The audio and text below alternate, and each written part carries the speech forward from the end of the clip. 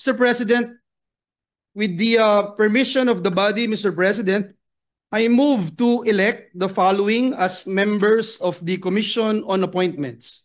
On the part of the majority, Senators Alan Cayetano, De La Rosa, Ejercito Estrada, Bongo, Marcoleta, Marcos, Tulfo, Villanueva, and Villar. So move, Mr. President.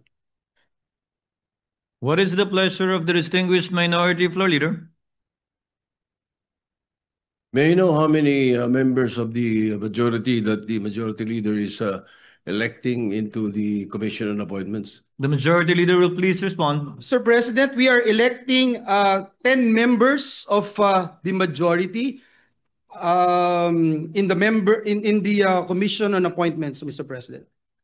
May I know why the computation is the majority members of the so-called majority are getting 10 members into the Commission on Appointments? Yes, The Mr. majority President. leader may reply. Mr. President, the computation is based on an 80-20 representation from the majority and the minority. 80% of 12 members would be equal to 9.6 members, which may be rounded out to 10 members. 20% of 12 members would equal to 2.4 members, which is rounded out to 2. If you look at the composition, Mr. President, right now of the Senate, we have 19 members in the majority. Over 24 is 0.79, Mr. President. 5 members of the minority, over 24 is 0.20. And if you multiply, Mr. President, 0.79 times 12 is 9.6, 0.20 times 12 is 2.4 members, Mr. President. May I know the basis of the percentages being mentioned by the majority leader, Mr. President? Yes. Because the last word I know is that the Supreme Court has decided that if there is controversy in the composition of the Commission on Appointments, it is very clear that the Senate must follow the party lines and the party representation. So if this body elects to follow the Supreme Court decision on the articles of impeachment, why can't they follow the decision of the Supreme Court when it comes to the computation of membership in the Commission on Appointments? So therefore, there is no such thing as 9.6, 9.5, 9.5, 2.5, 2.4. It should be members of the NPC, 6. 3 of them should be in the CA. Members of the NP, Nationalista Party, is 2.5 or 5 of them. So therefore, 2.5, 2.5 should be in the Commission on Appointments.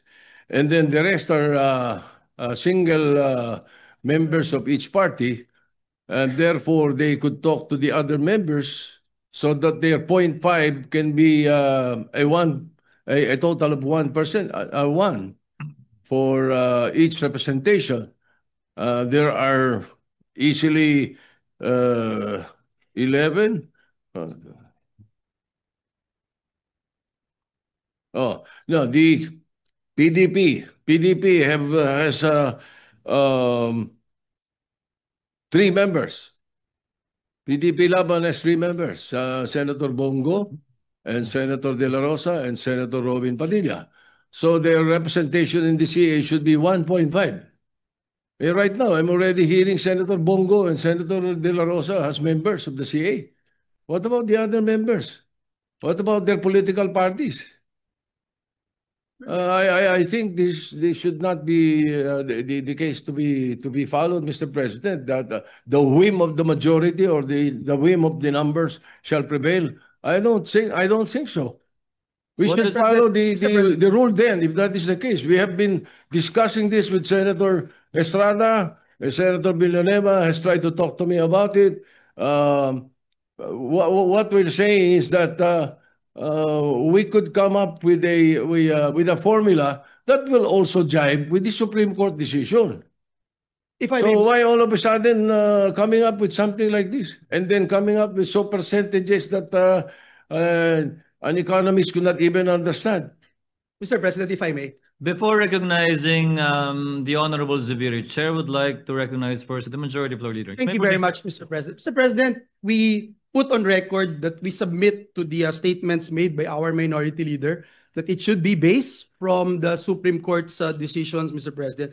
May I quote, Mr. President, in Coseteng versus Mitra, the Supreme Court noted that the House membership was based on 80-20 representation. Almost the same, Mr. President, as what we mentioned earlier after rounding up the proportional representation of the LDP members comprising the majority during that time, Mr. President. Let me quote, Mr. President, the decision. The composition of the House membership in the Commission on Appointments was based on proportional representation of the political parties in the House.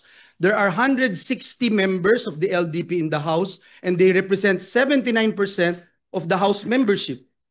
80% of 12 members in the Commission on Appointments would equal 9.6 members, which may be rounded out to 10 from the LDP. Mr. President, noting, Mr. President, in the recent Congresses, membership in the CA has not been based on representation of political parties, but rather on proportional representation. And in this case, Mr. President, we computed, Mr. President, the members of the majority and the minority bloc in the Senate. Also, Mr. President, let me point out, in the same formula the Supreme Court cited in its decision, Gingona versus Gonzales, the practice of rounding off that has not been consistently followed in the 15th and the 19th Congress. Mr. President, in the same Supreme Court decision, the SC explicitly mentioned, it is also a fact accepted by all such parties that each of them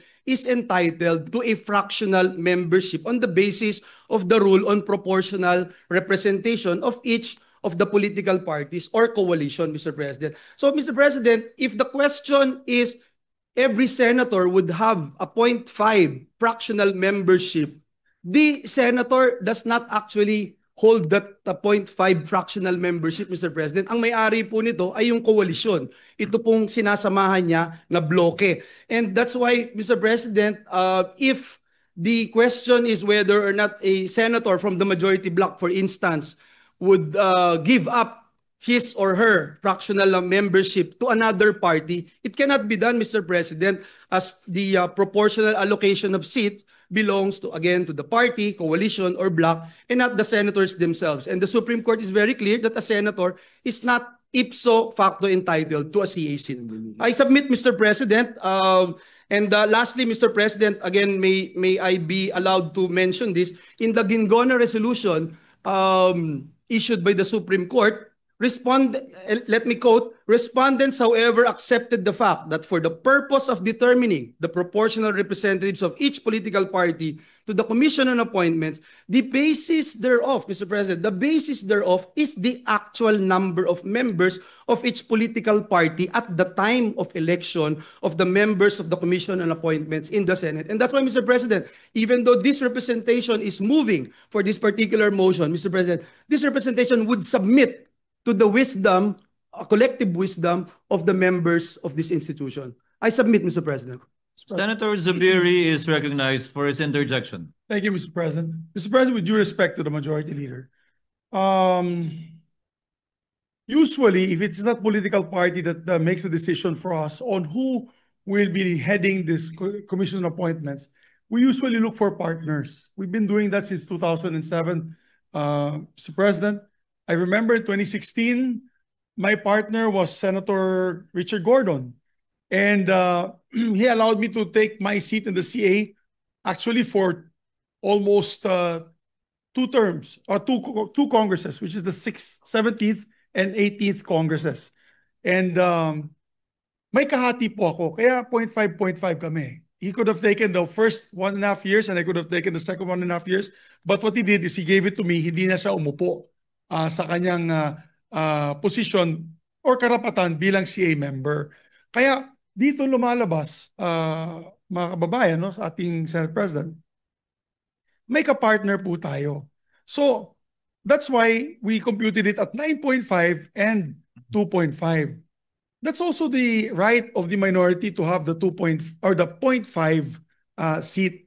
Kaya nga sabi ko nga, Mr. President, maybe if we cannot get ourselves from that deadlock that there's a 0.5 seat, but we must at least recognize that the minority has the 0.5 seat.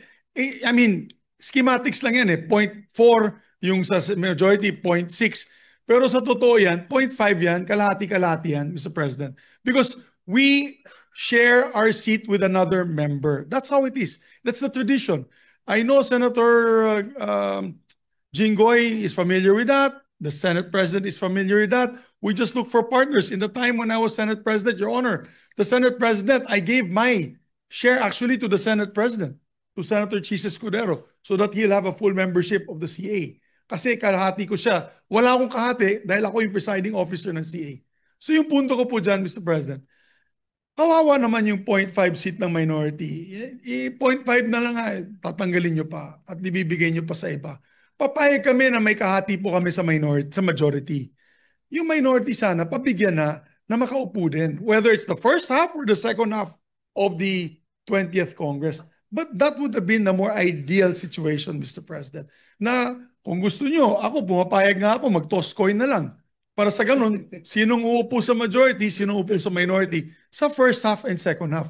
But really, hindi natin matanggal na meron talagang kahati kami doon sa posisyon na yan. Dati, nung panahon ni Senator, when I was Senate President, walang problema yung minority dahil dalawa lang po sila, Mr. President. So obviously, it was either Senator Coco or Senator Risa. Pero ito 5 po kami. So kung 5 po kami, that entitles us to about 2.5 seats in the CA. So yan lang po ang apela natin, that by tradition, we don't have any problem like this because naghahanap po tayo na kahati. Kung wala po tayong kahati, di toss coin na lang po yung kalahati. Sinong upo muna at sinong upo huli. Pero you cannot rob us from that 0.5 right of us to be able to sit in the Commission on Appointments. Mr. President, Noted. With the permission of the President. minority leader, I'm sorry I took his time. The remarks of the gentleman is noted. Mr. President. The minority leader is recognized. Thank you, Mr. President. We were expecting at least some kind of cooperation or acknowledgement of the members of the minority before the majority leader all of a sudden stands up. The members of the majority have been talking to us eh. Nakikipag-usap. Kanina lang, kinausap kami ng President Pro Tem. Ngayon, biglang titindig itong majority leader na biglang he will be ramming down our throats. 10 members of the majority, all of a sudden. We're expecting more cooperation and more better treatment for the minority because we're trying to our best to treat you as well because we can make it harder for you if this is what you want. Kaya we were expecting, something better. Konting pakisamahan naman dito, it's been that way since before. Pero kung ganyan ang gagawin natin, kasi the other members of the majority should know that ano lang to it's a matter of party representation and if we do that, if we follow the party representation, simple 6 NPCs, 3 upo, they decide sino 3. 2 po ang 5 ang Nationalista Party, 2.5. So may bakanting 0.5. Yung PDP laban 1 and 3. So 1.5. May isa at may bakanting 0.5. So pag pinagsama mo yun, 6 or 5. 6. And merong isang 0.5. And then there are 10 members who are either single members of the party or are independent. And in that case, 10 of them, 5 of them sits in the CA dapat. Yun ang dapat formula. Ganun lang kasimple dapat sana yung formula, Mr. President. Kung hindi naman, andun yung alternative formula which is majority-minority, okay. Pero we were expecting, the simple respect to the members of the minority na kinakausap naman kami. Hindi kami salimpusa dito. We can make this easy for you and we can make it also difficult for you. We leave it up to you, Mr. President. My objection stands. I don't think we should continue with the election until we have discussed this properly, Mr. President. What Mr. does the President, if I may, majority Mr. leader say? President, thank you, Mr. President. Mr. President, God is my witness. And we have been talking to the members of the minority. The minority leader even mentioned that we were talking to him, Mr. President, and the members of the minority. Senator Mig Zubiri, Senator Lauren Legarda is also aware of this for quite some time before the lull, Mr. President, during the order of business. Our Senate President Pro Temp again reiterated our request and our intention to actually move for this motion because, Mr. President, under the Constitution, the CA shall be constituted within 30 days after the Senate and the HOR shall have been organized with the election of the Senate President and the Speaker of the House. The Senate was organized, Mr. President, July 28. Therefore, Mr. President, the Commission on Appointments must be constituted not later than August 27. And that's next week, Mr. President, and we still have to issue notices, etc. Now, Mr. President, on the statements, and I sincerely respect our former Senate President, Mig Zubiri. Mr. President, let me just point out, Mr. President, no one's robbing of anything because we're doing this on the basis of the Supreme Court decisions, Mr. President. Mr. President, and if I may again, Mr. President, it is submitted, if the tradition, Mr. President, the concern here now, Mr. President, is can tradition on informal agreements between senators be cited in determining how many members from the majority and the minority blocks will be represented in the CA? Mr. President, again, this representation submits that we stick to the established mathematical formula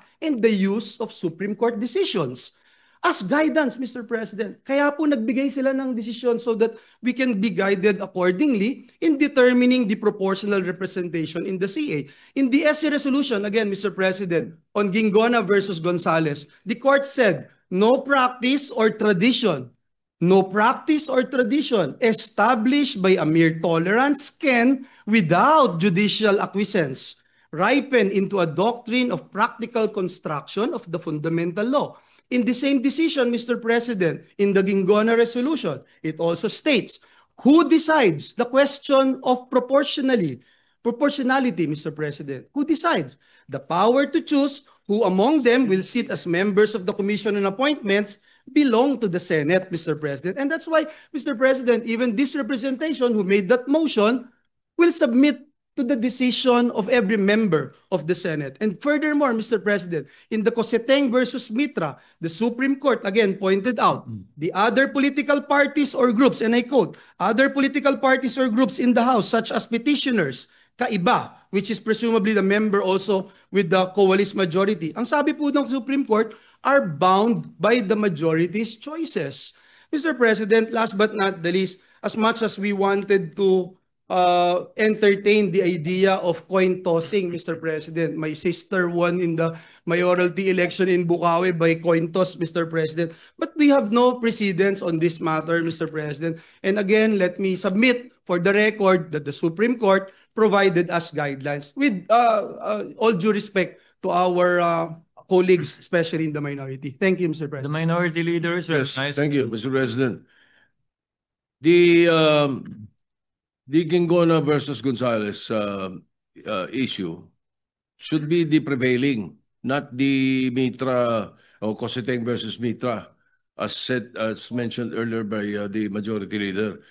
The interpretation of Constitution Article 6, Section 1, Section 18 is very clear. Basis of proportional representation from political parties and party organizations. Ang linaw nun eh. Walang sinasabi itong majority and minority. Mr. President, if I may, I believe The the majority party, leader the is party organization is the minority and the majority. And I submit again, Mr. President, hindi po ako magmamagaling-galingan or magsasabing eksperto dito, but nais ko, Mr. President, na isubmit itong aking posisyon sa body, Mr. President, at maging sa mga kasama natin dito sa bulwagang ito, Mr. President. Mr. President, di mo pwedeng sabihin yung laman ng Constitution ng parties, organizations, meaning majority and minority. That is a very poor interpretation, Mr. President. Ang linaw eh.